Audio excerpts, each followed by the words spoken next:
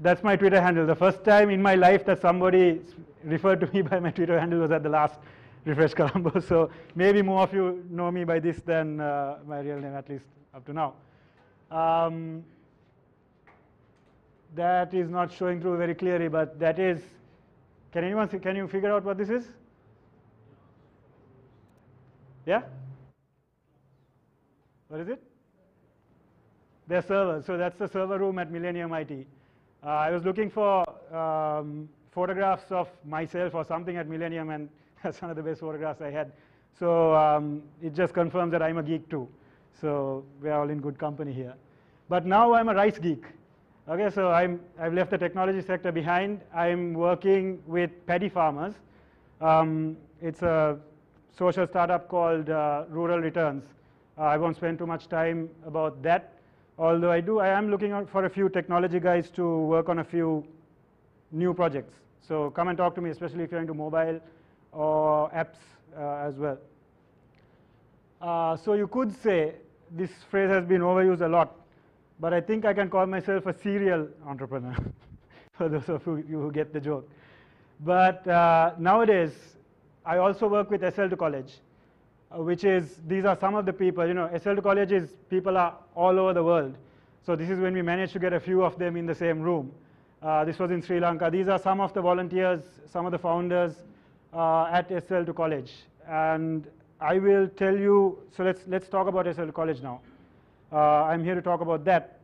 And the question is, what is your decision process when you want to figure out what you want to do with your higher education, whether it may be even your A-level subjects, but maybe after A-levels, you know, where do you want to go before or after you get your results? Once you're doing your undergrad studies, maybe selecting what you specialize in, or maybe your postgrad studies. So some people pay a lot of money to somebody else to make the decision for them or to tell them what to do.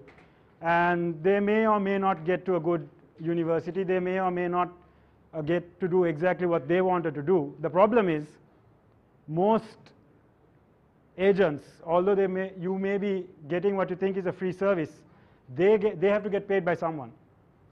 And each person will work with a group of universities. And those universities will kick something back to them when they get students. So you can see the incentives are all wrong, right? This guy going to say, yeah, medicine, that's the place. Yeah, engineering, same place, right? So there's a small problem there in getting you to the best choice for what you want to do. So you can also ask a friend. You can, if you're lucky enough, there might be advisors, teachers, people who can give you some guidance into, you know, this is what I see that you could do well in, something like that. So you might ask someone like that. If you're really lucky, you'll find somebody who's been through a few of those things. So you can ask them, I'm thinking of doing this. What is it really like? What are the hours like? What kind of job can you look forward to after that? Can I do that kind of job in Sri Lanka? Surprisingly few people think about that. You can look at rankings. There are very few rankings for anything that's done in Sri Lanka. But you know, they have pretty good systems in other countries. If you're looking at certain other countries, you can get rankings and break it down to see where these organizations, universities go. And then you can do your own research as well. A lot of people might just do what your parents tell you to do, but we want to get you choice, right? So some of the problems with universities, higher education, the problem obviously number one is you need to do really well at your A-levels, and you still may or may not get into university even if you did pretty well. Once you get there, there are all kinds of issues. You know, it takes you a few years longer usually than you expect. And of course, there are all the issues, all the discussions right now about private universities and institutions, whether it's good or bad. We can have an interesting discussion about that later on. And also you see the occasional headline like this, and you hear a lot of horror stories about people who paid somebody a lot of money. You know, one guy told me, we were sitting in a small booth, 3 meters by 3 meters, and the guy asked me a lot of questions. What are you doing? Why are you doing this and all that? And he said, at the end of it, he said, you know, that's a really good thing that you're doing, because I paid this much money to a guy who said you can go to Canada to do a degree. I showed up there. The university was the size of this booth. And the same guy was the dean, the owner, and the lecturer, right? And he said, I turned around and came back. So, I mean, you hear lots of horror stories about that kind of thing. And also, you know, there are different motivations, incentives to study, whether it's here or to go abroad. We obviously focus on the people who are interested in studying, not about getting out of this country, because we want people to come back as well. And even if they don't come back immediately, to do something for this country, because the Sri Lankan taxpayer has paid for your education, especially if you've gone up to undergrad level here. There's a lot invested in you by this country. So the problem is, who can you trust? And I mean, advice is free, but you have to think about why a person might be giving you that kind of advice. SL2 College is a volunteer-driven organization, right? This is all students, mostly people your age, a few people who might be working. We are trying to get more senior people as well. We've gone a long way towards that with incorporating and getting a really superstar board. Some of the people are here as well. I think I'll get them to stand up later on. So SL2 College is a voluntary organization. People are not here. We make no money from this, right? This whole thing is about sharing information. When you're a student, when you're just out of university, it doesn't cost me anything to share some information, to give you some advice. I'm not looking to make money off that, but I'm very happy to share information, often on opportunities that I found about after I got there. It might even be too late for me, but it's not a problem for me to tell you. And there are many more people like that who you can rely on. And it's important. Does anyone know what that stands for? Up there in black. Does anyone know what that stands for?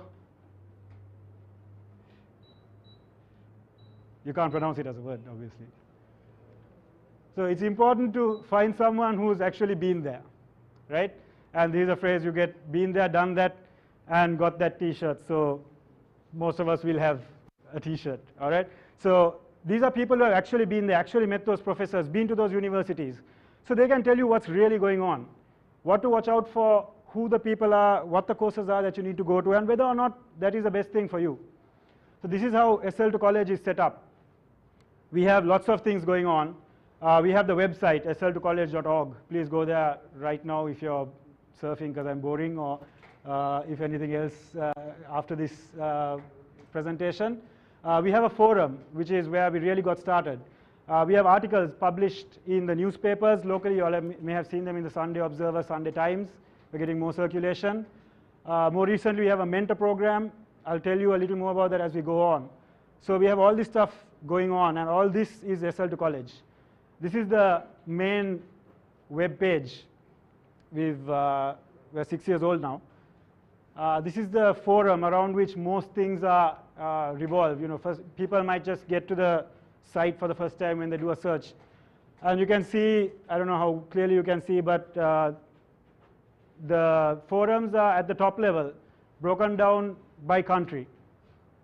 And you can drill further down. You might be able to read there, you know, undergraduate, postgraduate, and then things like visas, housing, other, the catch-all other. So you can drill down to certain levels of questions.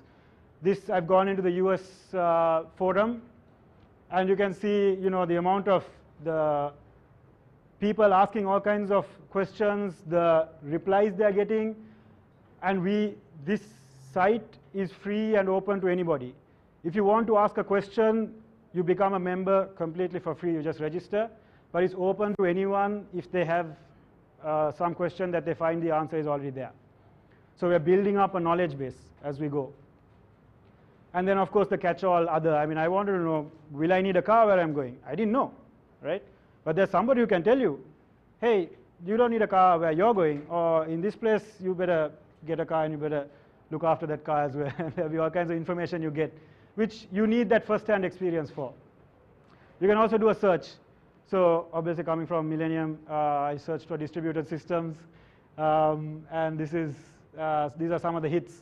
So I was trying to look for the, you know, what can I not find information on, and it's pretty good. So I'll tell you about the mentor program.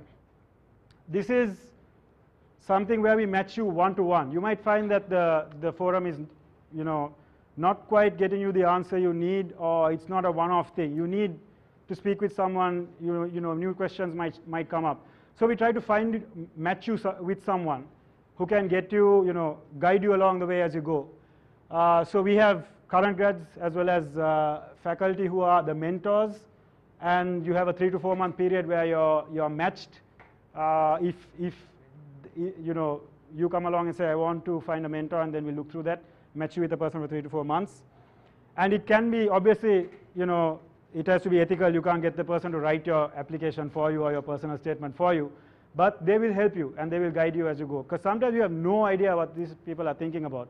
I mean, I used to think that my English writing was pretty good, but I mean, it was horrible. When you go to a university out there, you have no idea what they're expecting in terms of anything, structuring, you know, what you're supposed to cover. So it's very important to speak to somebody who can give you a feeling for that. So this is a web page on the site about the mentor program. So we have people in computer science, science, engineering, finance, management, and others. You can see the countries out there as well. So we have 11 people who have been through the program, 11 people currently in the program. So you can see, you know, not all 25 mentors are matched at the same time. We are very picky about who gets to speak with somebody.